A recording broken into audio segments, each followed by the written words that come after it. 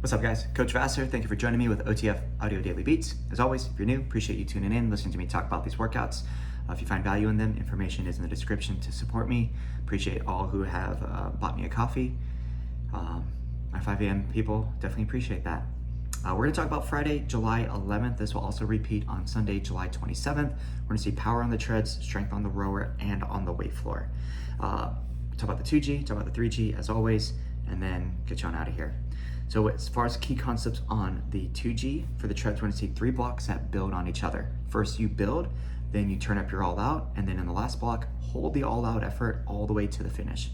For the rower, you're gonna have 5 30-second all out rows, but your challenge is to hit the same distance each time, even as you lower the stroke rate. And then on the floor, 3 blocks. Get your body ready in block 1, lift heavier in block 2, and then combine them all in block 3 for a strong finish. You do need benches out, and of course, dumbbells. So when we look at the tread side, 4-minute block, 90-second recovery, just under 10 minutes for block 2, and then 7 minutes for block 3. Block 1, we're gonna see 1-minute intervals as we build from a base into a push all out. So 1 minute base, 1 minute push, base push, 1 minute push, 1 minute push all out.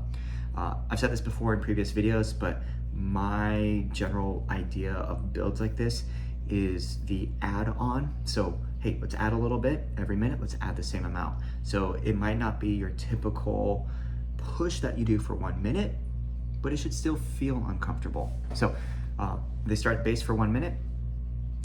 At that 1 minute mark, power walkers, could you add 2 to 3% to your incline? Joggers and runners, maybe add somewhere between 0.1 to 0.5, give or take more. Bikes and striders alternate between adding 1 or 2 gears. So if they do 1 gear for that first increase, try to do 2 the next one, and then do 1. If they do 2, do 1, then do 2, okay? Whatever they do for each of those 4 intervals, they wanna remember what they did because we're gonna use it in the next block, okay? At the end of that 1 minute push all out, they have 90 seconds to catch your breath, and then we go to block 2. Block 2, we're gonna see the same 4 efforts, but what we're gonna do is start with the most intense one that we did, the 1 minute push all out, use that, and then go into a 30-second all out. That first all out kind of establishes what we're gonna build off of, and then they get 90 seconds of a walk recovery on the other side. Plenty of time to get their heart rate back down after 90 seconds of uncomfortable to very uncomfortable work, okay? And then what we're gonna see is the theory of widening the gap. So 2 things are gonna happen. 1, the first effort of the next round is a lower intensity. So we did push all out for round 1. Round 2 is the 1 minute push. So we're gonna start less aggressive compared to the first round, and we're trying to increase the all out. So we pulled back on the incline, we pulled back on the speed, pulled back on the watts on the bikes and strider for that push compared to the push all out, and then we increase that all out to widen it up. That bigger jump should hopefully increase the effort from the members, so we have a quicker heart rate response, and then they have a shorter walk recovery as well. So 75 seconds. Whew. Because there's less recovery, we will see heart rates not come down as fast.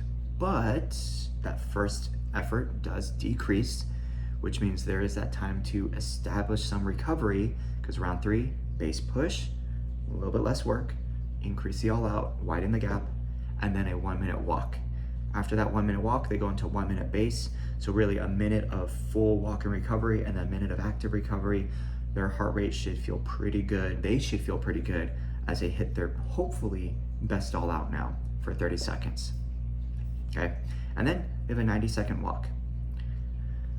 When we go into the final block for the treads, what we're gonna do is start with that all out and do their best to stay as closest to that as they can. And the reason why they wanna try to stay as close to that, because like in the previous block, the walk recoveries get shorter. So they start right with a 30-second all out, 90 walk, 30 all out, 75 walk, 30, 1 minute, 30, 45, 30-second all out. So in total, we're gonna see 9 all outs today, but at least they're all for just 30 seconds. The unique thing for that third block, the weight floor is also timed up with the treads at that time, so just be aware of that. Talk about the weight floor real quick. So on the floor, block 1, 4 minutes. It's 2 movements to prime the body. We're gonna have a single arm, single leg, lateral step up. So the side closest to the bench, that foot will be on the bench the entire time. Dumbbell will be on the opposite side. 5 reps, so use a moderate to heavy weight. That foot stays on the bench. They'll step up. If they need to regain their balance, they could tap the bench with the other foot, and then that foot comes right back down. 5 on the left, 5 on the right, and then the deadlift to alternate in low row. Most people could deadlift way more than they could low row, so definitely think about a moderate weight that they could do for 10 reps on that low row. They'll hinge over, and then left arm, right arm, stand up. That's 1. They have 10 reps of that. If people have like lower back issues, they can split up those 2 movements. They could hit like the low row by doing like strap low rows for 10, and then they could do glute bridges for 10, whatever works best for your members, and because you know them, right? All right, looking at block 2, we're gonna see very foundational movements. Squat, bicep curl, shoulder press. Round 1, 10 reps for each of the 3. And then next round, 8 reps, but the goal is to increase the weight as we go through it. So start with a moderate weight, 10 reps each, 8 reps each, then we start to approach a heavier weight for 6 each, and then 4 reps for each, okay? With almost 10 minutes, and hopefully they take the recovery after each movement. Most people will get at least through that 6 rep round, but hopefully they just get through only 1 round of the 4 rep. If they finish that 4 rep round, they're gonna keep repeating 4 reps for each movement. Keep in mind, what weight did they use for that 6 reps of either the bicep curl or the shoulder press? Because that's probably what they wanna use on the next block. All right, now when we look at the rower block for the 3rd block, like I said, this is timed up with the treads.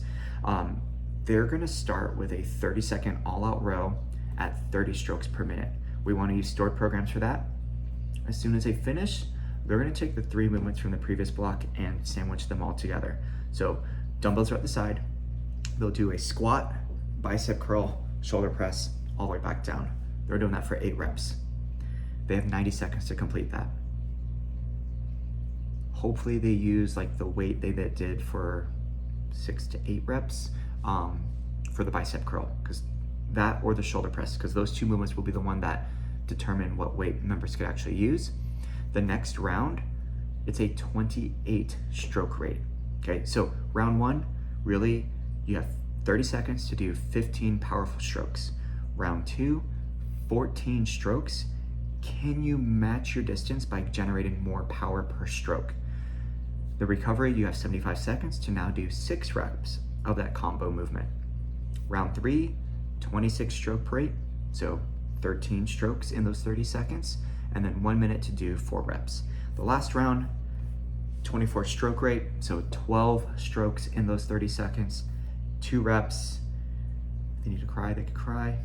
And then their final round is 11 strokes, 22 stroke rate for the final 30 seconds. The likelihood of people being able to match their distance is relatively low unless they were conservative with that first all out. Because a lot of times people are like all out, gung-ho, and it's a high stroke rate, so it's easy to go pretty aggressive and collect a lot of distance. But then they're gonna tire out their legs and their arms, which will make the next rounds that much harder. Now we look at the 3G. On the 3G, we're gonna see 3 blocks on the treads, 2 blocks on the rowers, 2 blocks on the weight floor. For the tread side, we're gonna see that same primer block, but for just 30 seconds. Okay, so base, push, push all out, 30 seconds each. And then on block 2, similar idea as a 2G with the paired efforts, push all out into an all out, but the walk recovery is only 45 seconds and it stays 45 seconds every time.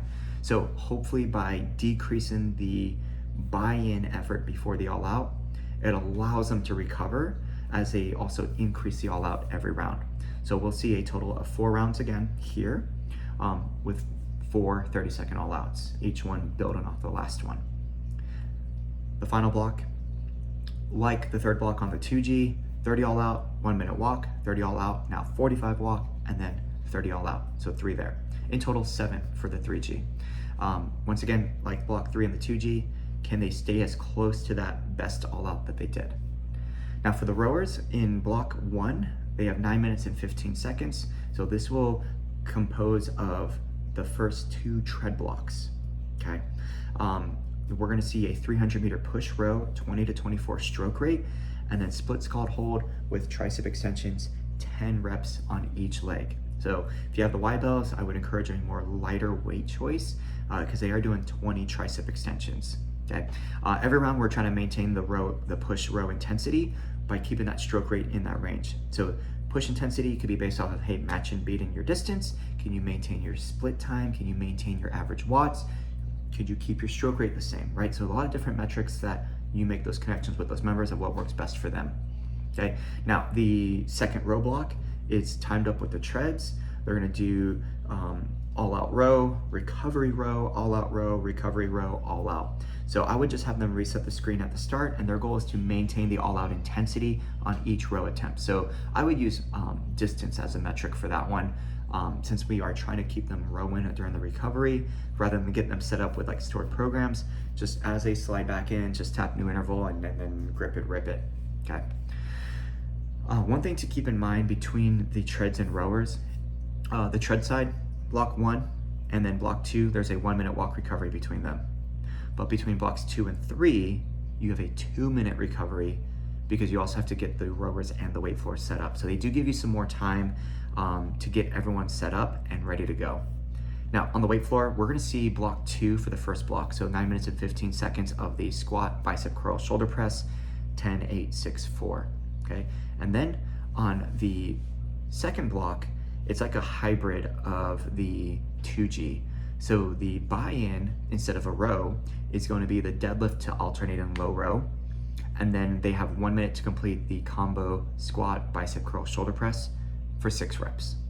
Round 2 is a deadlift to low row again, and then 45 seconds to do squat, bicep curl, shoulder press for 4 reps. And then their finisher, deadlift to alternate in low row for the final 30. So a little bit different, but kind of same idea, okay? And that's gonna be the 3G. So once again, July 11th, repeat on Sunday, July 25th. Any feedback, please let me know. Best of luck. And I apologize for my little guy screaming in the background if you hear him. He's supposed to be taking a nap. He's not. Save me. Coach you down.